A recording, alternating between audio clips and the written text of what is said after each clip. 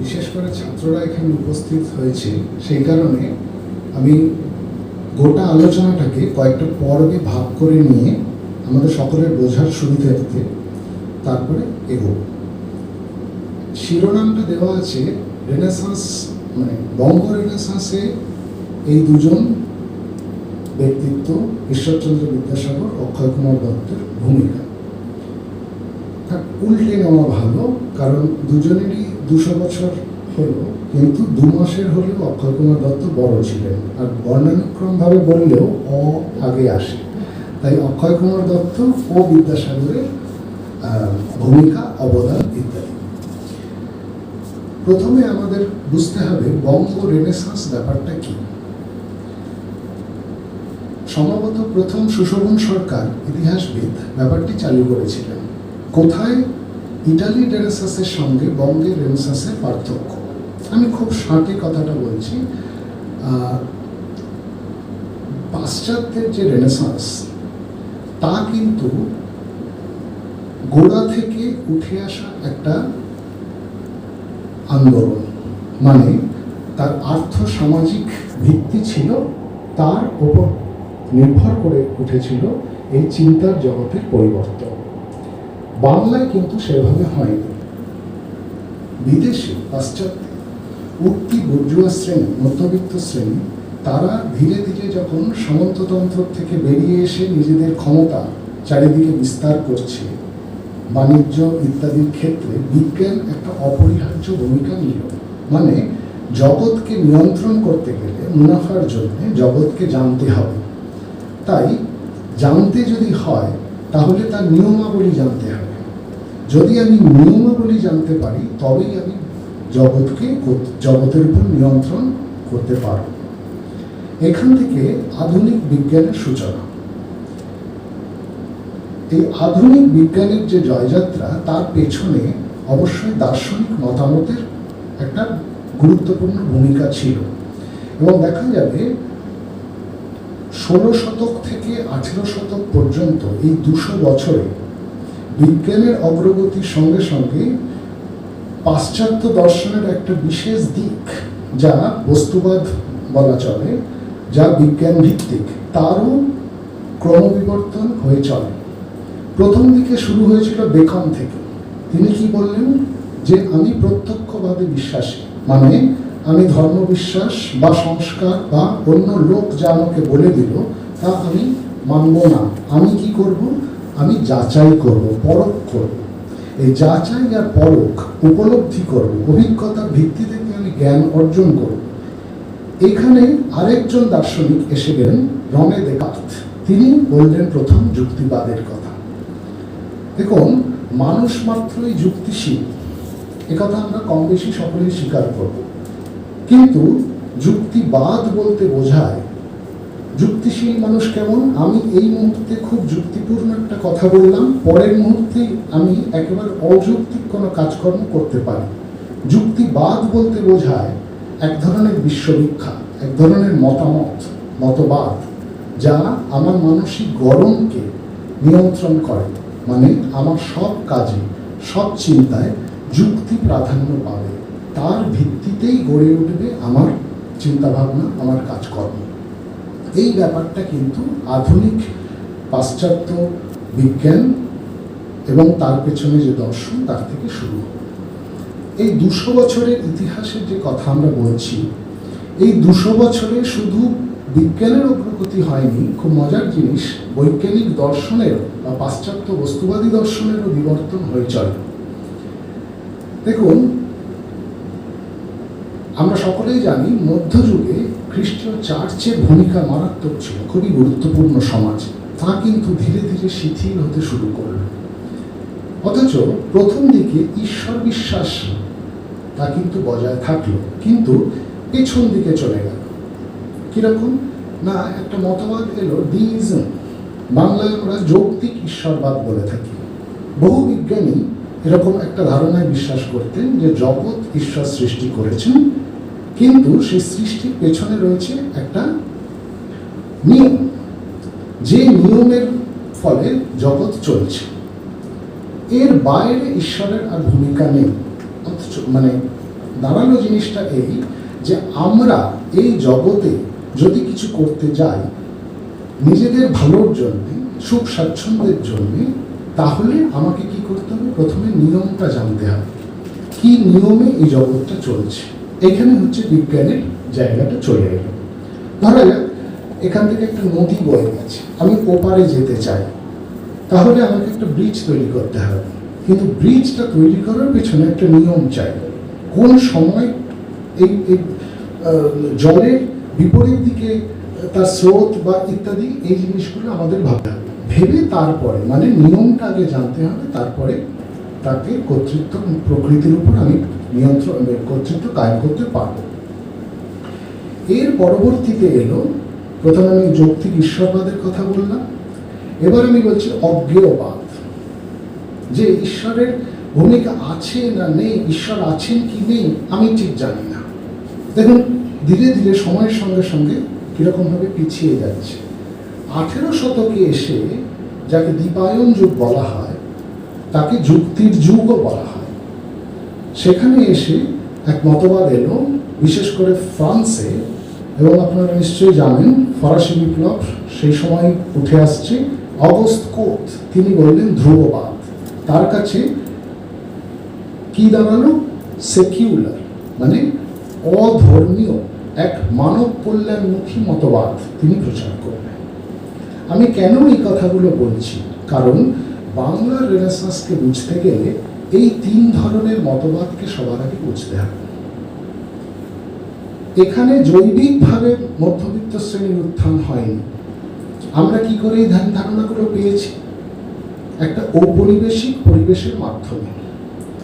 তখন যে সরকার এখানে কর্তৃত্ব করত, ইস্ট ইন্ডিয়া কোম্পানি সরকার, তারা বৈজ্ঞানিক মতবাদ প্রচারে তাদের কোনো উৎসাহ ছিল না। তাই যখন প্রথম দিকে সংস্কৃত কলেজ তৈরি হচ্ছে, রামমোহন রায় একটা খুব বৈপ্লবিক চিঠি লর্ড আমহার্স্টকে লিখেছিলেন। তিনি বলছেন এখানে টোল, পাঠশালা বহু আছে, এসব নতুন করে খুলে লাভ নেই। কি খুলতে হবে? বৈজ্ঞানিক পদ্ধতিতে আধুনিক শিক্ষা ব্যবস্থার জন্য গণিত, দর্শন, অন্যান্য বিজ্ঞানের শাখা চালু করতে হবে। কিন্তু ইস্ট ইন্ডিয়া কোম্পানি সরকার সেটা করেনি, কারণ তারা ধর্মীয় জায়গায় হাত দিতে চায়নি, তার ব্যাঘাত ঘটবে। তাই এক কলকাতা মাদ্রাসা এবং সংস্কৃত কলেজ দুটোই কিন্তু সেই প্রাচ্যের পরিচিত যে শিক্ষা তার উপরই ভিত্তি করে তৈরি হল। তাহলে প্রথম যে চিন্তা ভাবনার জায়গাটা আমাদের মধ্যে এলো, তা ওই তলা থেকে উঠে আসেনি। জৈবিকভাবে এখানে কোনো মধ্যবিত্ত শ্রেণী প্রকৃতিকে নিয়ন্ত্রণ করার জন্য উঠে আসেনি, এসেছিল শুধু চিন্তার জগতে কিছু চিন্তা ভাবনা। তারপরেই আমাদের মনে করতে হবে হিন্দু কলেজে ডিরোজিওর কথা। তিনি রামমোহনের পরে প্রথম ব্যাপারটাকে আরো বেশি ভাবে চালিয়ে দিলেন তার ছাত্রদের মধ্যে।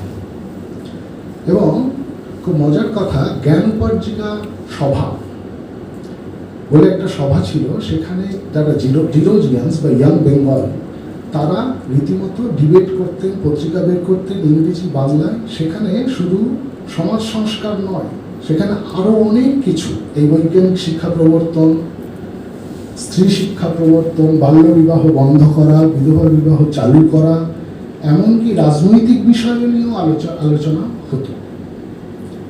বিদ্যাসাগর মশাই সে সময় সংস্কৃত কলেজের ছাত্র, খুবই অল্প বয়স, এবং এই জ্ঞানোপার্জিকার সভার যে সদস্য তালিকা, তার একদম তলার দিকে বিদ্যাসাগর মশাই স্বাক্ষর পাওয়া যায়।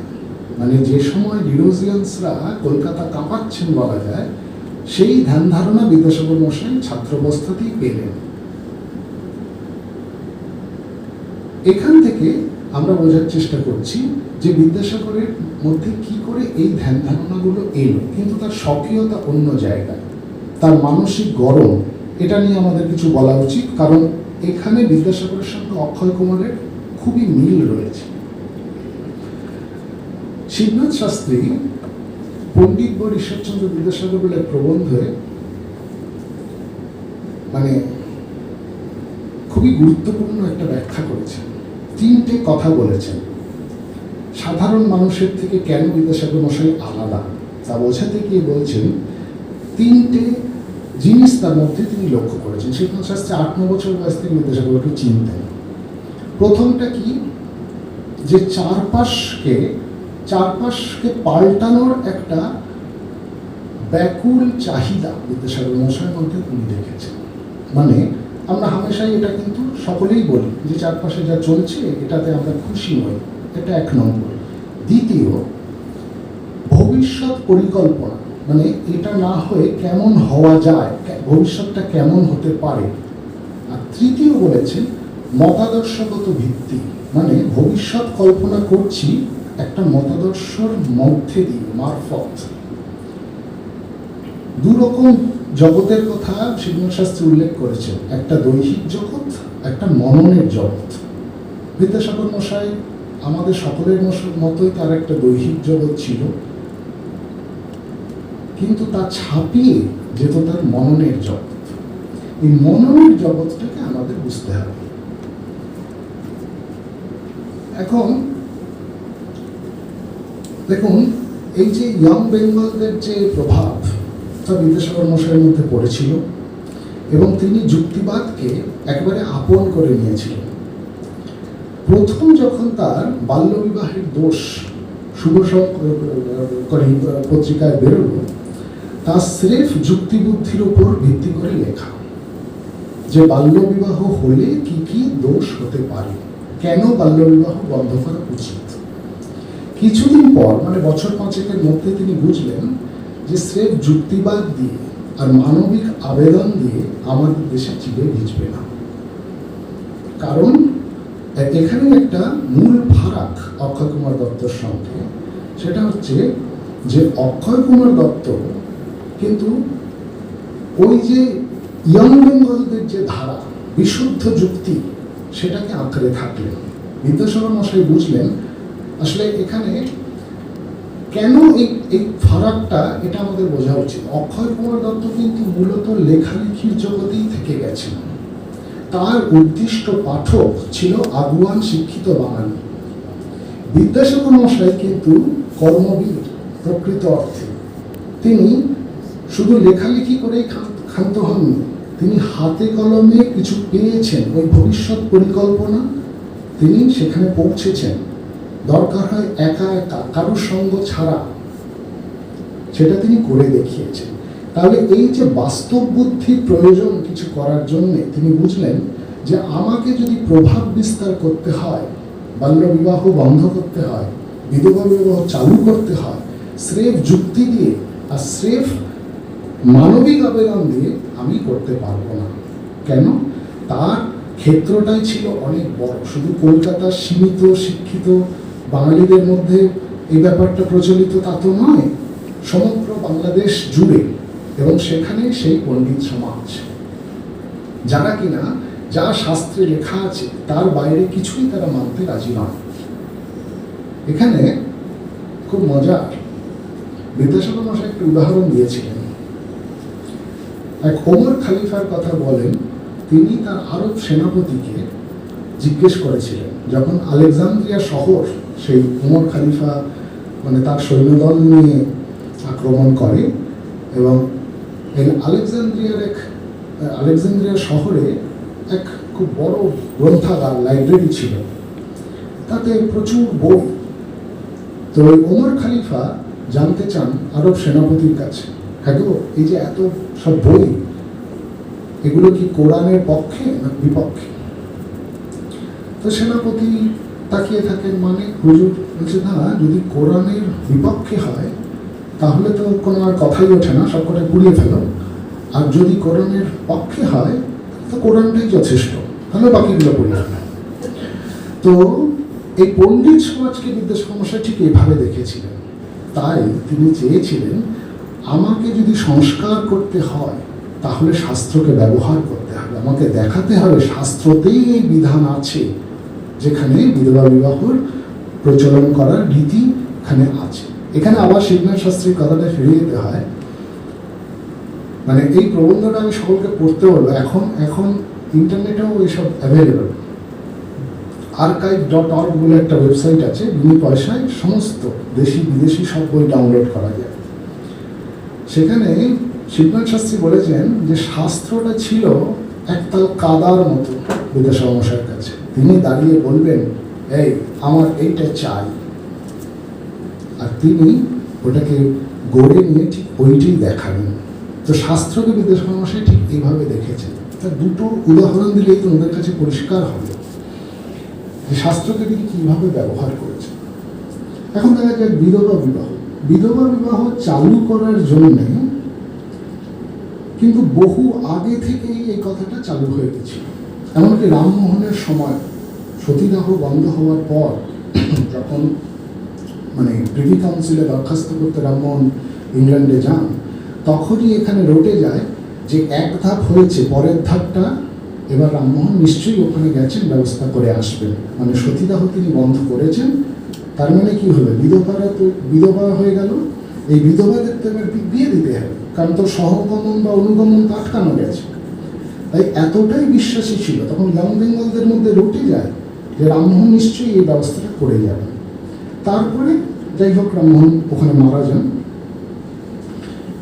এই বিধবা বিবাহ চালু করার জন্য যুক্তি, বুদ্ধি, মানবিক আবেদন ইত্যাদি নিয়ে ইয়ং বেঙ্গলও সোচ্চার হয়। এমনকি পরাশরের সেই বচন, ওই যে নষ্টে মৃতে জীবতে ইত্যাদি, সেইটার কথাও বেঙ্গল স্পেক্টেটরে একজন পত্র প্রেরকের নাম করে বলা হয় যে এরকম একটা বচন পরাশরের আমরা পাচ্ছি। কিন্তু সেখানে একটা সমস্যা থেকে যায়, পরের বার বিয়ে করলে পুনর্ভূ বলা হয় মহিলাকে, আর পরের স্বামীর জাত যে পুত্র তাকে পৌনর্ভব বলা হয়। এই পৌনর্ভবের কথা পরাশর সংহিতায় নেই। অতএব জিনিসটা দাঁড়ায় এই, তাকে কি পুত্র হিসেবে আমরা গণ্য করব। কারণ 3 রকম পুত্র, 12 পুত্র থেকে কমে কমে 3 রকম পুত্রের কথা বলা হচ্ছে, দত্ত, কৌরস, যাই হোক। তো সেখানে পৌনর্ভবের কথাই নেই। ফলে বিদ্যাসাগর মশাইয়ের আগে অবধি জিনিসটা এখানে ঘোরাফেরা করে কি, যেহেতু পরাশর বচনে আছে কিন্তু পৌনর্ভবের কথা নেই, ফলে এই যে পুত্র, জাত পুত্র, সে কি পৈতৃক সম্পত্তির অধিকারী হবে, এইটা সবচেয়ে বড় প্রশ্ন দাঁড়ায়। কিন্তু এই সমাধান না বেঙ্গল স্পেক্টেটর না ইয়ং বেঙ্গল কারোর পক্ষেই এটা সম্ভব ছিল না জানা। সেখানে বলা হয়েছিল যে হ্যাঁ, সরকার বাহাদুর এটাকে বিবেচনা করবেন। এখানেও আবার আরেকটা মত আসে, না এটাও আমাদের ধর্মের উপর আঘাত, সেক্ষেত্রে যদি রেজিস্ট্রারি করা যায়। বিদ্যাসাগর মশাই কি করলেন, এইখানেই হচ্ছে তার আসল মৌলিকত্ব। তিনি দেখালেন, প্রথমে দেখালেন পরাশর বচনটাই আমরা ধরবো, কারণ কলিযুগে পরাশর শাস্ত্রটাই হচ্ছে ধর্ম। দ্বিতীয় কথা, এটা আগেও বলা হয়েছিল, দ্বিতীয় কথা বললেন যেহেতু পৌনর্ভব শব্দটাই নেই, তাহলে পৌনর্ভব কথাটাই উঠে যাচ্ছে, এটাকে ঔরস হিসেবেই ধরতে হবে। এটা একটা মারাত্মক যুক্তি, সেটা নিয়েই বলা হয়েছিল। তিনি যেন পেয়েছি বলে সংস্কৃত কলেজ লাইব্রেরি থেকে রাত্রিবেলা বেরিয়ে আসছে। দেখুন, এটা কিন্তু আগেই উনি ঠিক করে রেখেছেন যে আমার একটা সমর্থন চাই, সেটা করে দেখাবে। সেখানে তার ঢাল হলো পরাশর বচন। কেন বললেন, এটা কলিযুগের ধর্ম, তাই। আর অন্য সব জায়গায় যদি অন্য কথা থাকেও আমি মানবো না, কারণ এটা কলিকাল, তাই পরাশরটা মানতে হবে। মজার কথা হলো, পরের আন্দোলন বহুবিবাহ যেটা আইন আর করতে পারেননি, সেখানে পরাশর আর থাকলোই না। সেখানে কাকে ঢাল করলেন, মনুসংহিতা। এই দেখো, মনুসংহিতাতে বিধবা বিবাহের রীতি নেই। তার মানেটা হচ্ছে যে ওই শাস্ত্রকে ঢাল করা, কাদা, আমি যেমন চাই বানাবো। এর একটাই কারণ, এর বিরুদ্ধে অক্ষয় দত্ত লিখেছেন একদম নিপাট ওই তত্ত্ববন্ধী পত্রিকাতে যে যুক্তি, যে এটা বন্ধ হওয়া উচিত, ছেলে মেয়ে সমানাধিকার, ছেলেরা যদি বিয়ে করতে পারে কেন মেয়েরা পারবে না, যা 2021 সালে আমরা বলছি। কিন্তু বিদ্যাসাগর মশাই বুঝেছিলেন যে এই বঙ্গ সমাজ, একে নড়াতে গেলে আমাকে শাস্ত্র দিয়ে, ওদের অস্ত্র দিয়ে ওদেরকে ঘায়েল করতে হবে। তাই বিদ্যাসাগর মশাইয়ের অক্ষয় কুমার দত্তের সম্পর্কটা ওই তত্ত্ববোধিনী পত্রিকা থেকেই তৈরি হয়। পেপার কমিটির সদস্য ছিলেন আর অক্ষয় কুমার সম্পাদক। তা যেটা ব্রাহ্মধর্ম প্রচার করার জন্য যে পত্রিকা তৈরি হলো, কালে কালে দেখা গেল তার মধ্যে দিয়ে দর্শন, বিজ্ঞান, ইতিহাস সবই প্রচার করা হচ্ছে। স্বাভাবিকভাবে দেবেন্দ্রনাথের ভালো ঠেকেনি, এই দুজন নাস্তিক এইসব কাণ্ড করছে। এবং তিনি লিখলেন, রাজনারায়ণ বসুর একটা মানে এটা চালু হয়েছিল এশিয়াটিক সোসাইটি জার্নালের মডেলে, যে একটা পেপার কমিটি থাকবে, মানে আজকের ভাষায় রেফারিড জার্নাল, যে তারা ঠিক করে দেবে কোন লেখা ছাপা যাবে বা যাবে না। রাজনারায়ণ বসুর একটা লেখা বাদ দিয়ে দেয়। তখন দেবেন্দ্রনাথ খেপে গিয়ে লেখেন যে তোমার লেখাও বাদ দিচ্ছে, এই দুটোকে না তাড়াতে পারলে, দুটো নাস্তিককে না তাড়াতে পারলে আমার আর সুবিধা হচ্ছে না। যাই হোক, সেখানে বিবাদ দেবেন্দ্রনাথের সঙ্গে আছে, বেদ অপৌরুষেয় না পৌরুষেয় ইত্যাদি ইত্যাদি। তো এখান থেকে ধীরে ধীরে অক্ষয় কুমার তো সরেও আসে। মূলত দুটো এলাকায় এরা দুজনে কাজ করেছে, সমাজ সংস্কার এবং শিক্ষা।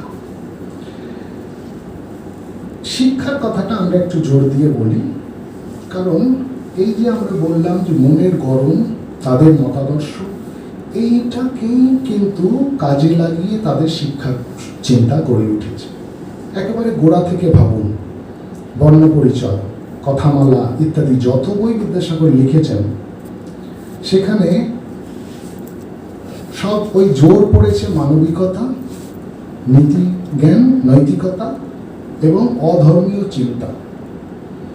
চেম্বার্সের রুডিমেন্টস অফ নলেজ তার অনুবাদ করে নীতিবোধ, সেই নিয়েও খুব হাল্লা হলো, ঈশ্বরের কথা নেই কেন। পরের একটা সংস্করণে দিলেন 2 লাইন, নিরাকার চৈতন্য, তিনি সব দেখছেন, সকলের ভালো চান। নিরাকার চৈতন্য, এমন অনেকে বলেছেন যে এটা দেবেন্দ্রনাথের প্রভাবে করেছেন, কিন্তু তা নয়, এটা ওই চেম্বার্সেই লেখা ছিল, তার একটা বঙ্গানুবাদ। মানে সাকার পুরো ব্যাপারটাই আউট করে দিলেন। ঠিক আছে, ওইটুকু দিচ্ছি। মিশনারিরা এই সব বই তাদের স্কুলে চালু করতে ঘোর আপত্তি ছিল।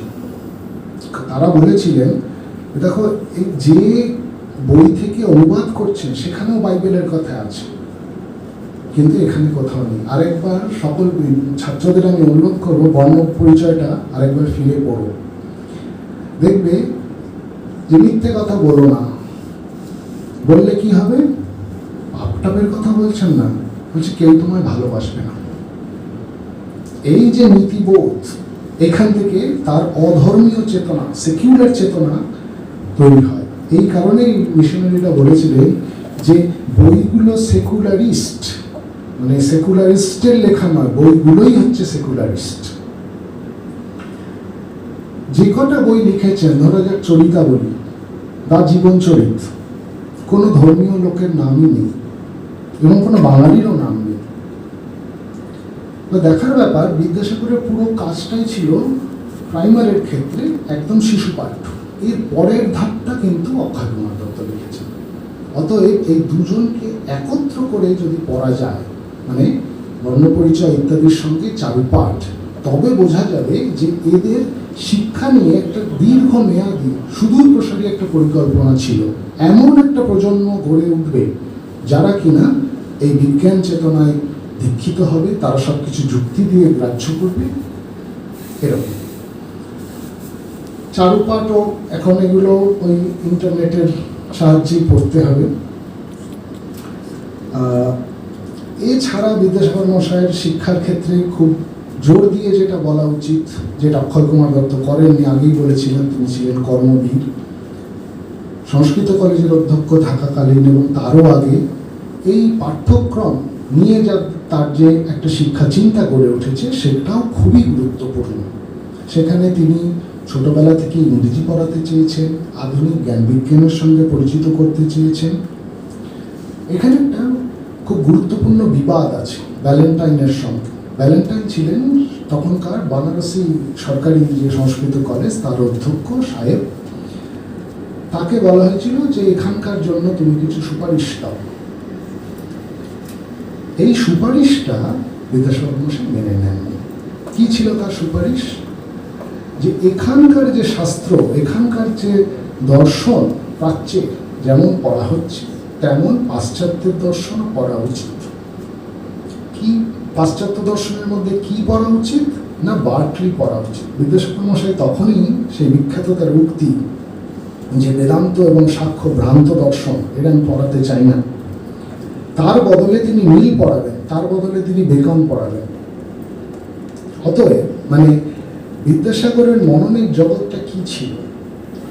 তিনি ইহলৌকিক চেতনাতেই আবদ্ধ রেখেছিলেন। নিষ্কাম নয় সকাম কর্ম। কেমন সকাম কর্ম? আমার চারপাশটা আমি বদলাবো, তাকে বদলাতে গেলে চাই আমার বৈজ্ঞানিক চেতনা। সেটা বেকন, সেটা মিল, সেটা কোদ, এদের দ্বারাই সম্ভব হবে। অক্ষয় কুমার দত্তর ক্ষেত্রেও তাই। তিনি চারুপাঠে একটা খুব মজার জায়গা আছে, একটা স্বপ্ন দর্শন আছে কীর্তি বিষয়ক। সেখানে কীর্তি দেবীর কাছে উনি গেছেন, নানা যুগের নানা কালের নানা বিদ্বান লোক বসে আছেন। তিনি সেখানে শঙ্করাচার্যকে দেখতে পাচ্ছেন, তিনি সেখানে প্লেটোকে দেখতে পাচ্ছেন, কিন্তু যখন নিউটন বা বেকন এসে হাজির হলেন তারা যেন পাশে সরে বসলেন, এইটুকু। কিন্তু এটাতে তার মনের গরমটা বোঝা যায়, তিনি কি চাইতেন। সে একই কথা ওখানেও বলেছেন যে দুই ভূখণ্ডের দুই সূর্য, কোত এবং বেকন, বারবার আক্ষেপ করেছেন আমাদের একটা বেকন বেকন বেকন চাই। তিনি এখানকার কণাদের কথা বলছেন, গৌতমের কথা বলছেন, কিন্তু একই সঙ্গে তিনি ল্যাপ্লাসের কথা বলছেন। এই যে উনি বললেন যেখানে শোভনোদ্যান, সেখানকার বাড়িতে তার বসবার ঘরে কয়েকটা প্রতিকৃতি থাকত। রামমোহন রায়ের পাশাপাশি সেখানে ওই নিউটন, টি.এইচ. হাক্সলি ইত্যাদি। আর শুধু মানে শোভনোদ্যান মানে দেশ বিদেশ থেকে নানা রকম গাছগাছালি এসে এখানে রেখেছিলেন তা নয়, একদম আধুনিক পরীক্ষাগারও ছিল, ল্যাবরেটরি আজকের ভাষা। সেখানেই তার দুরারোগ্য শিরোপীড়া, মাইগ্রেন বোধহয় সম্ভবত, তার জন্য তিনি কাজও করতে পারতেন না কোনো মতে। শেষ যে তার কীর্তি ভারতবর্ষীয় উপাসক সম্প্রদায়, এইটা পাওয়া যায় করুণা প্রকাশনী থেকে বেরিয়েছে। যদিও এটাও ওই উইলসনের লেখার অনুবাদ, কিন্তু তিনি আরও অনেক বেশি সম্প্রদায়ের কথা সেখানে লিপিবদ্ধ করেছেন। তার চেয়ে বড় যেটা কথা সেটা হচ্ছে দুটো গুরুত্বপূর্ণ, অতি গুরুত্বপূর্ণ উপক্রমণিকা, যেখানে পুরো অক্ষয় কুমার দত্তর বিজ্ঞান চেতনা বেরিয়ে আসে। সেখানে তিনি পুরাণকে, রামায়ণ মহাভারতকে, শাস্ত্রকে সবকে কিন্তু যাকে বলে সাংস্কৃতিক নৃতাত্ত্বিকের চোখে দেখছেন। কিভাবে ঠিক করছেন যে রামায়ণ আগে লেখা হয়েছে, মহাভারত পরে। আর সে সময় নিশ্চয়ই আজকের মতোই ওই গোমাংস খাওয়া নিয়ে নানা কথা উঠেছিল। সেখানেও আমি একটা, এইটা লোক সংগ্রামে মুশকিল, অক্ষয় কুমার দত্ত একটা উদ্ধৃতি করছি। পূর্বে মধুপর্কে অতিথিকে গোমাংস দান করিবার রীতি ছিল। প্রাচীন অপেক্ষাকৃত অপ্রাচীন অনেকানেক গ্রন্থে এ বিষয়ে ভুরি ভুরি নিদর্শন লক্ষিত হইয়া থাকে। এই নিমিত্ত অতিথির অন্য একটা নাম গোঘ্ন, অর্থাৎ গো হত্যাকারী। ভগবতী এক স্থলে এই বিষয়টি অতীব স্পষ্ট করিয়া লিখিয়াছে। এরপরে তার রসবোধ কত প্রখর, তার নিদর্শন। ফলত আমাদের ঋষিমুনি প্রভৃতি সকলে গোখাদক ছিলেন তাহার সন্দেহ নাই। সে বিষয়ে পাদ্রী উইলসন ও শেখ আলিউল্লাহর সহিত ঋষিরাজ বশিষ্ঠ ও বিশ্বমিত্রের কিছুমাত্র প্রভেদ দেখা যায় না। তাহলে দেখুন, শুধু একাডেমিক চর্চার বিষয় এদের কাছে এই জিনিসগুলো ছিল না। বর্তমানে পা রেখে অতীতকে পর্যালোচনা করে ভবিষ্যতের দিকে এগোনোই ছিল এদের অভীষ্ট। বিদ্যাসাগর মশাই শিক্ষার ব্যাপারে আরও একটা খুব গুরুত্বপূর্ণ অবদান, তার শেষ জীবনের কীর্তি, রবীন্দ্রনাথের ভাষায় মেট্রোপলিটন ইনস্টিটিউশন। দেখুন, এটা কলকাতা বিশ্ববিদ্যালয়ের অধীনে থেকে সিলেবাস তৈরি করতে হয়েছে, পরীক্ষা দিতে হয়েছে, কিন্তু তাহলে তার স্বকীয়তা কোথায়? কেন বিদ্যাসাগরের এই মেট্রোপলিটন, যা আজকে তার নিজেরই নামে যে কলেজ, তার গুরুত্বটা কোথায়? সংস্কৃত কলেজের চাকরি ছেড়ে দেওয়ার পর বেশ কিছুদিন পরে এই সুযোগটা তার কাছে আসে এবং অন্যান্যরা যখন সরে যায় তখন এককভাবে আবার সেই আগের মতোই তিনি এটাকে গড়ে তুললেন। সে সময় 1.5 লক্ষ টাকা খরচ করেছিলেন এবং আবার যেমন বিধবা বিবাহ দেওয়ার সময় মানে শুধু আইন করেই তো তিনি ক্ষান্ত হননি, নিজে হাতে বসে দিয়ে দিয়েছেন এবং তার জন্য এত টাকা খরচা করেছেন। ঠিক একইভাবে মেট্রোপলিটন ইনস্টিটিউশনের জন্য করে চলতেন। প্রথম দিকে FA ফার্স্ট আর্টস তখন বলা হতো, তার অনুমোদন পাওয়া গেছিল। যে সময় উৎকণ্ঠা, পরের দিন রেজাল্ট বেরোবে, ছাত্ররা কি করবে। কেন? কারণ এই প্রথম মিশনারিদের বাইরে এবং সরকারি প্রতিষ্ঠানের বাইরে একেবারে ব্যক্তিগত উদ্যোগ নিয়ে বাঙালির উচ্চশিক্ষা প্রতিষ্ঠান বলতে প্রথম। সেই কারণে তিনি খুব অধীর আগ্রহে ছিলেন যে ছাত্ররা কি করে। একজন দ্বিতীয় হয় ফার্স্ট আর্টসে আর 4 জন বৃত্তি পায়। তখন প্রেসিডেন্সি কলেজের অধ্যক্ষ বলেছিলেন পণ্ডিত হ্যাজ ডান ওয়ান্ডার্স, মানে তিনি দেখিয়ে দিলেন। এর পেছনেও একটা সমাজ ভাবনা কাজ করেছিল। সেটা কি? সরকারি প্রেসিডেন্সি কলেজে পড়তে সেটা ছিল অনেক ব্যয়বহুল ব্যাপার, আর মিশনারিদের কলেজে পড়ানো সাধারণ হিন্দু ঘরের বাঙালিদের অনীহা ছিল। ফলে বেশিরভাগ ছাত্র ওই উচ্চশিক্ষা লাভ আর সম্ভব হতো না। বিদ্যাসাগর মশাই প্রথম এইটা দ্বারটা খুলে দিলেন যে তোমরাও পড়তে এসো, কম পয়সায়। প্রথম দিকে সরকার বলেছিল যে না, কি করে বাঙালি শিক্ষক দিয়ে তুমি কলেজ চালাবে। তিনি বলছেন যে ঠিক আছে, শুধু ইংরেজির জন্য আমি 60 অধ্যাপক নেব, কিন্তু বাকি সব শিক্ষক হচ্ছে বাঙালি হবে। তাহলে আজকে পরবর্তীকালে স্বদেশী যুগে আমরা জাতীয় শিক্ষা বিদ্যালয়ের কথা বলি, বিদ্যাসাগর মশাই কিন্তু প্রথম দেখিয়ে গেছেন যে বাঙালি নিজের উদ্যোগে একটা উচ্চশিক্ষা প্রতিষ্ঠান চালাতে পারে। পরবর্তীকালে ফার্স্ট আর্টস পেরিয়ে স্নাতক স্তর অবধি অনুমোদন পাওয়া যায়, PL কোর্সও খোলা হয়। এগুলো সবই তার কৃতিত্বের মধ্যেই পড়ে। এই জায়গা থেকে অক্ষয় কুমার দত্তকে আমরা বলতে পারি যে না, হাতে কলমে যে কাজ তা অক্ষয় কুমার দত্তের পক্ষে সম্ভব ছিল না। কারণ হয়তো খানিকটা ওই জায়গায় বলে ধাতেও সইত না, আর তার সঙ্গে যুক্ত ছিল তার শারীরিক অসুবিধে। কিন্তু যেটা বড় কথা সেটা হচ্ছে ওই ব্যাকুলতা, চারপাশকে বদলানোর ইচ্ছে এবং কোনো একটা মতবাদের নিরিখে সেই লক্ষ্যের দিকে এগিয়ে যাওয়া, তা ছিল দুজনেরই একেবারে মজ্জাগত বলা যায়। এবং সেই কারণেই হয়তো দুজনে এত বন্ধুত্ব গড়ে উঠেছিল। আজকে 200 বছর পর আমরা যেভাবে বিদ্যাসাগরকে স্মরণ করছি, অক্ষয় কুমারকে হয়তো সেভাবে আমরা স্মরণ করি না। তার কারণ হয়তো তার এই কর্মকাণ্ড বিচারে হয়তো তিনি অনেক পিছিয়ে, কিন্তু তার লেখাজোখা আজও আমাদের সম্ভ্রম জানায়। একটু কষ্ট করে হলেও, একটু ধৈর্য ধরে হলেও আপনারা যদি তার লেখাপত্র পড়েন তাহলে বুঝতে পারবেন। বিশেষ করে ভারতবর্ষে উপাসক সম্প্রদায় দুটো উপক্রমণিকা আর চারুপাঠ, তাহলে বুঝতে পারবেন যে কেন তিনি এতটা গুরুত্বপূর্ণ।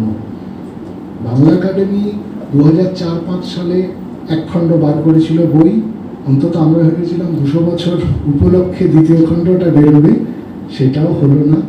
এখন অল্প বয়সীদের পড়ার রাস্তা ওই ইন্টারনেট, যেটুকু পাওয়া যায় তাও পাওয়া যাচ্ছে, না হলে তো এসবই হারিয়ে যেত। আপনাদের এখানেই শোভনোদ্যান শুনেছিলাম, বোধহয় ওটাও একটা রক্ষণাবেক্ষণের কথা উঠেছিল, তাও বোধহয় হচ্ছে না। তো মানে বাঙালিদের স্মরণ করতে গেলে প্রথমে বুঝতে হবে কোন বাঙালি, কেন আমরা স্মরণ করব, এবং তাদের স্মরণ করার মানে আমাদের কি মতাদর্শগতভাবে আমরা স্মরণটা করব, এগুলো মাথায় রাখা উচিত। সেটুকুই আজকে।